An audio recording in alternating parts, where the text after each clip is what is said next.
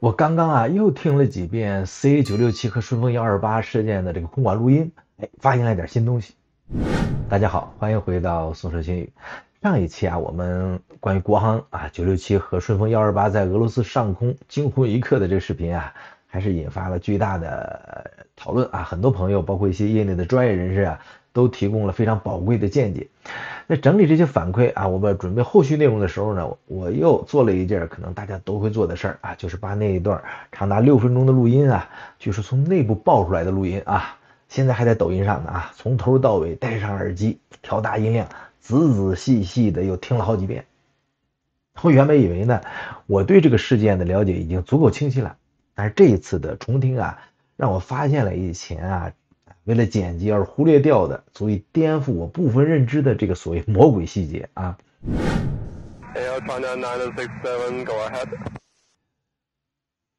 第一个细节就是大家刚刚听到的，在录音的1分15秒左右当时呢地面管制员是呼叫国航767，驾驶舱里有一个声音回应叫 Air China 967 go ahead。 大家听这个声音它明显是音调偏高的语速也比较快，显得很清凉如果你允许我做一个主观判断的话呢，这个声音我觉得是带有一点中国北方的口音味道。为啥呀？如果你走过几十个乃至上百个北方的地级市，你会有这种感觉的We want to know what reason for TCAS. 这是第二个细节。在4分22秒也就是 TCAS 就是 TCAS 警报解除之后驾驶舱里再次有人呼叫地面，询问 TCAS 警报的原因want to know what reason for TCAS RA。 大家听这个声音和前一个相比，声调是明显低沉厚重很多，而语速也更慢，听不出什么明显的这个口音特征。所以我们把这两段声音放在一起，结论几乎就不言而喻了，这显然是两个人。两个人出现意味着什么？它几乎是一种实锤的方式，印证了那个最令人不安的传闻，就是在常规通讯阶段以及最关键的发生致命错误的阶段，在驾驶舱里应答的就是那位年轻的副驾驶。而直到险情被机器就 TCAS 强行化解之后，这个声音低沉的机长才接手通讯，来询问一个他本应该全程掌握的问题：刚才到底发生啥呀？所以他确实很可能在最需要他的时候不在自己应该在的位置上。这个发现也让我对另外一个问题就产生了很深的好奇：一个职业飞行员怎么会犯下如此低级的错误呢？仅仅是因为管制员的这个俄语口音太重吗？没错我们必须承认录音中俄罗斯管制员的英语是带有浓重的俄式味道可能打过红色警戒的朋友对这个感觉不会陌生。我还记得比如说 moving vehicle departing 是吧？但是你天天用英语进行职业沟通的飞行员，你所处的环境和我们在沃尔玛听那种印度口语的广播那完全是两回事。所以为了克服口音障碍国际民航组织建立了2道防火墙。第一个叫标准通用英语，第二个是英语能力等级。航空英语就被设计成一个简洁的无歧义的代码飞行员和管制员都被要求达到一定的语言能力这么一个标准才行。那么我们回到最开始那个错误指令本身错误带引号的管制员指挥的是 Hainan 7937海南航空7937，国航的呼号是什么呢？ Air China 967国航767。那即便我们假设副驾驶员因为口音把海南听成了 Air China， 航班号也是差别是天壤之别大家听3937 7937这4个清晰的音节和967这3个音节，它的发音节奏和韵律是完全不同的。所以一个精神在线的飞行员他不可能听错唯一的解释就是什么呢？那位副驾驶当时的精神状态已经完全的 offline 了在航空心理学上这可能被称为期望偏差 expectation bias。 也就是说呢，当一个人极度分心的时候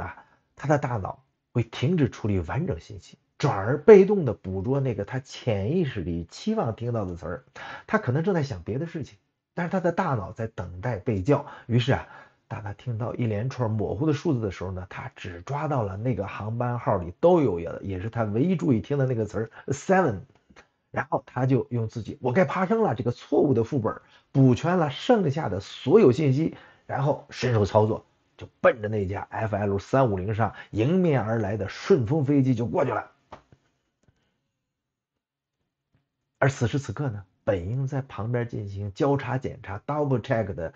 打破这个错误循环的机长就不在，一道指令两个人同时犯错，一个精神不在线，一个身体不在位。所以现代航空安全最核心的这个所谓驾驶舱资源管理啊，就是 CRM 这个理念啊，在这架先进的 A350客机里边已经荡然无存了。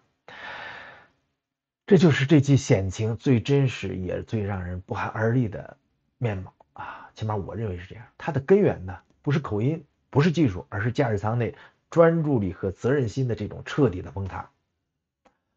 事实上啊，因为通讯失误造成的空难在航空史上是屡见不鲜的，这每一次都代价沉痛。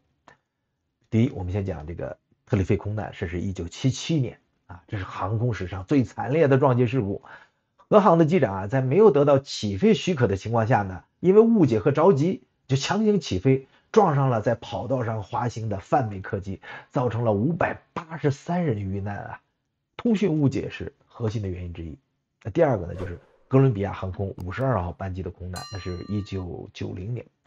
机组呢向 ATC 啊，就地面报告燃油快用完了 ，fuel running low， 但是他们没有用紧急状态 emergency 这个最关键的词，就导致 ATC 啊地面没有意识到情况的极端危急性，没有给他优先降落权，最终啊飞机燃油耗尽，在纽约坠毁。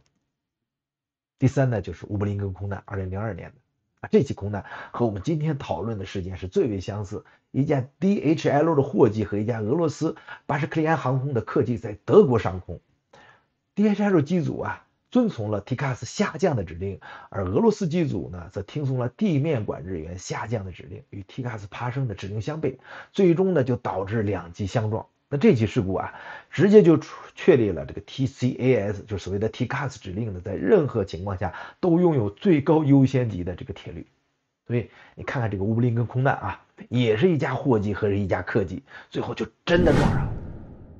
所以我们回顾这些历史啊，我们再来看看国航机长在事后的那句"那姑娘 TMD 起哄我"，他是急于把责任推给那个口音比较重的外国管制员。这种甩锅的本能啊，与历史上那些最终酿成大祸的机长们是何其相似。当然了，我们普通人也会甩锅啊，这个是另说的。但是你作为那种职业人员，你甩锅肯定是不合适的。但他可能没有完全意识到啊，他和那些悲剧机长之间唯一的差别是什么呢？就是他驾驶舱里面那个冰冷的忠实履行职责的 TCAS， 就是所谓的 TCAS 电脑。如果不是 TCAS 在最后一秒发出了最后20秒啊，发出了拯救一切的这个警报，他可能连开口抱怨啊、推脱责任的机会都不会再有了。